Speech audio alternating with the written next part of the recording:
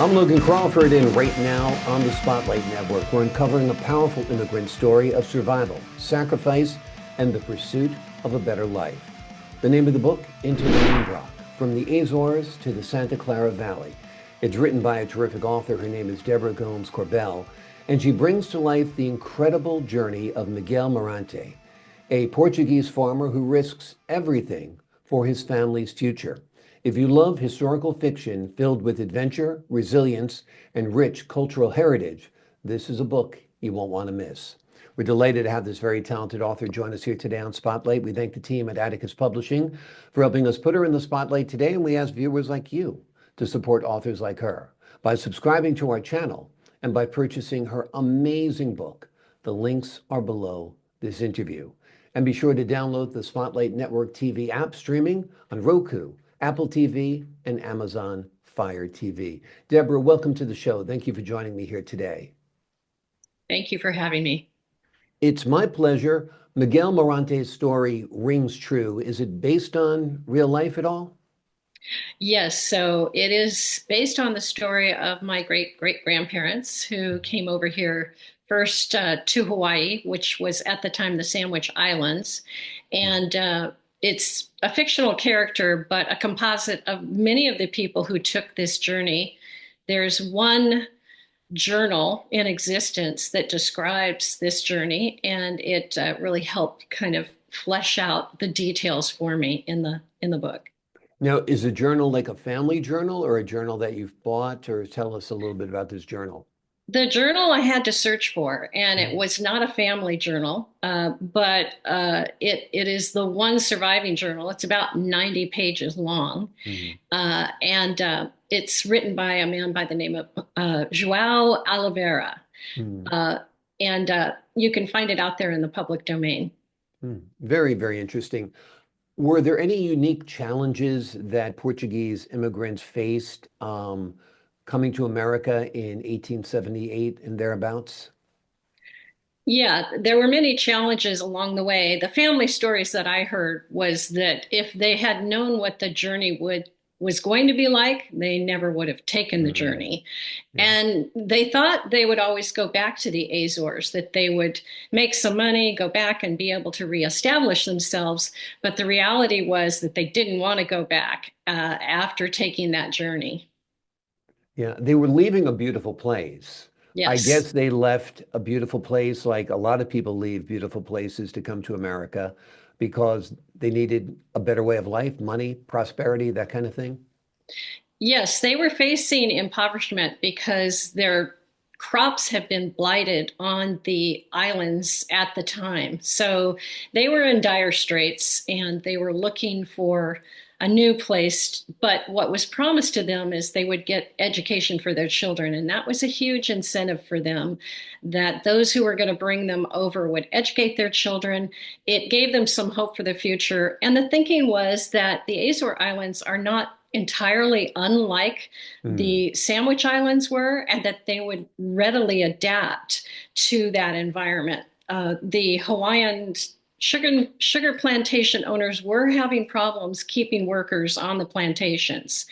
And there was a man by the name of Jose Pereira, who was from the Azores, who put them onto the idea of hosting people to come over from the Azores. Very, very interesting. Now, your novel features smuggled diamonds, treacherous winds, and sea voyages. Tell us a Yeah. little bit about these elements and how they heighten the drama of the story. Well, there's one chapter in the book where they go around Cape Horn, and that, of course, was problematic to say the least.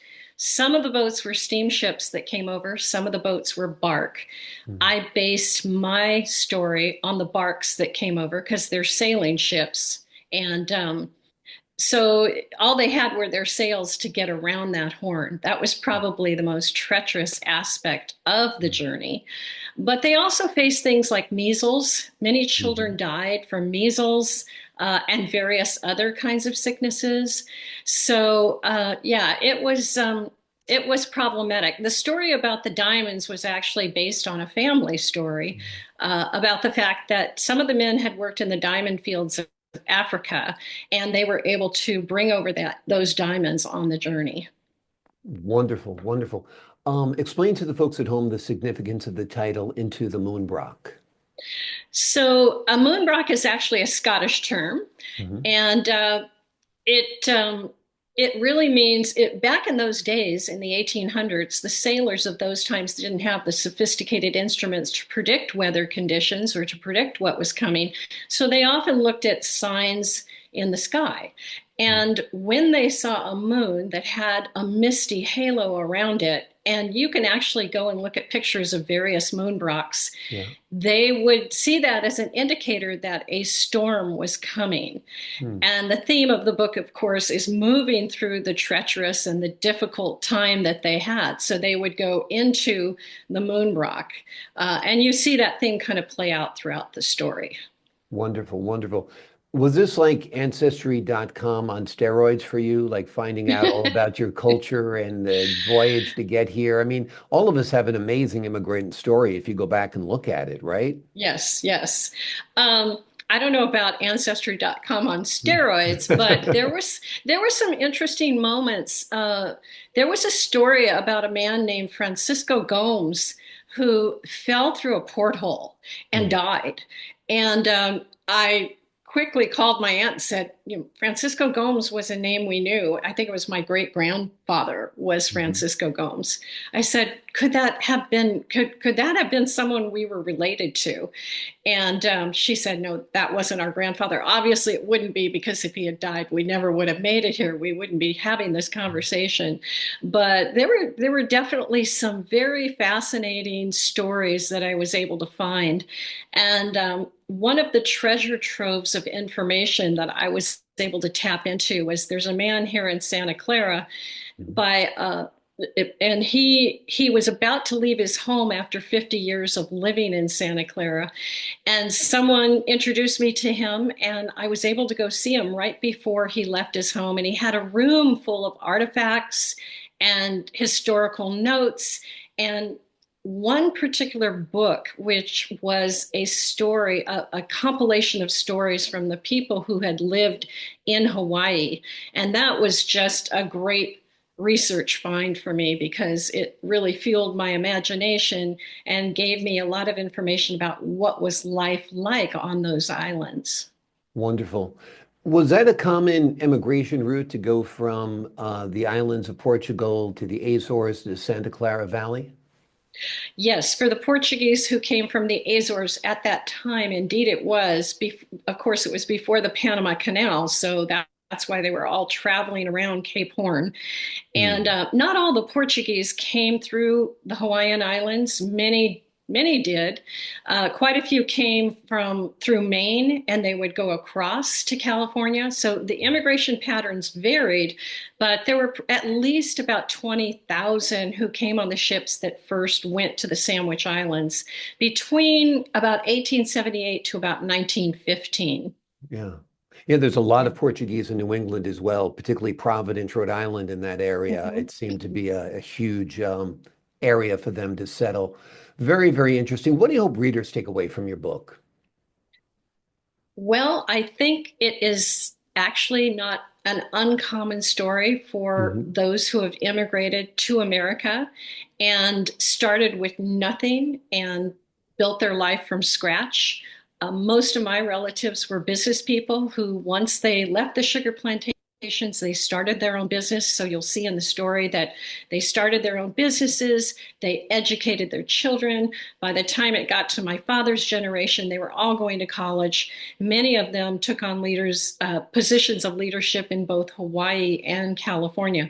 So it's not uncommon in that sense, but it involved a whole lot of hard work for that first generation who arrived, and a lot of sacrifice on their part. So one of my ambitions in writing it was to really be able to appreciate why am I here? What brought me here? And what were the sacrifices that were made by that previous generation? Yeah, wonderful. And it's a reminder to all of us, like I said, we all have an immigration story. None of the treks that people took to get here, in most cases, were easy. They generally are Yes. people escaping oppression, repression, poverty, disease, and they came to this country and the land of opportunity, the land of promise. Have you retraced the route yourself? Have you traveled this way? I was just able to visit Madeira, but Mhm. I am hoping to go to the Azores. Certainly didn't do it by going around Cape Horn. I took an airplane and a boat over to Madeira. So that was last year, and it's just one of the most beautiful places I think I've ever been to. I think Portugal is one of the most beautiful countries I've ever been to. I've been to Lisbon, I've been to Porto, and a couple of little cities in and around those areas. And I was so impressed with the architecture, the sea, the people, the weather. I mean, just like you can see why a lot of Americans are deciding to retire there, right? Yes, Yeah. absolutely. Wonderful. Well, if you want to read a wonderful and inspiring immigration story, folks, this is the book for you. It's called Into the Moonbroch, From the Azores to the Santa Clara Valley. In the book, Deborah details the incredible journey of Miguel Mirante, a Portuguese farmer who risks everything for his family's future. If you love historical fiction that is filled with adventure, resilience, and rich cultural heritage that is rooted in reality, well, this is a book that is just right for you. Deborah, thank you so much for joining me here today on Spotlight. You're welcome. Thank you. I appreciate your time and your insight. To the folks at home, I'm Logan Crawford, thanking you for your time this time. Until next time on Spotlight.